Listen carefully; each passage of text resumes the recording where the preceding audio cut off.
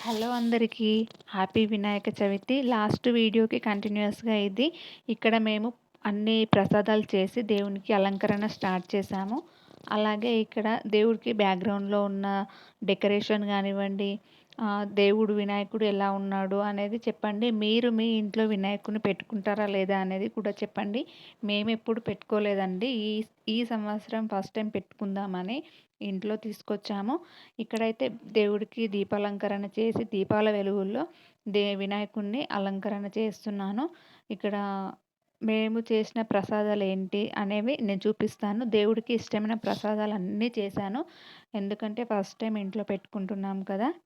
అలాగే ఏం ప్రసాదాలు అంటే 5 రకాల ప్రసాదాలు చేశాను. పచ్చి కుడుములు, అలాగే పొట్లకాయ పచ్చడి, పాల తాలికలు, పులిహోర, అలాగే అలసంద గుడాలు ఇవన్నీ చేసి ఇష్టమైనవి మొక్కజొన్న పొద్దులు, అలాగే దోసకాయ, కొన్ని ఫ్రూట్స్ మన దగ్గరలో ఏవుంటే అవి పెట్టేసుకొని కొబ్బరికాయ కొట్టి మనకు దేవునికి సంకల్పం చేసుకోవాలి.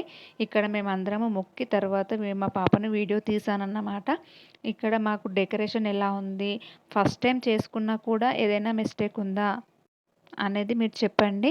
సో, మాకు తోచినంతలో మేము చేసుకున్నాము. డైలీ మనము అరిటాకులో తినడం అవ్వదు కదా! అందుకని పండగ రోజైనా మేమైతే ఇలా కలిసి భోంచేస్తున్నాము. ఇంతే అండి. ఈ వ్లాగ్ నచ్చితే లైక్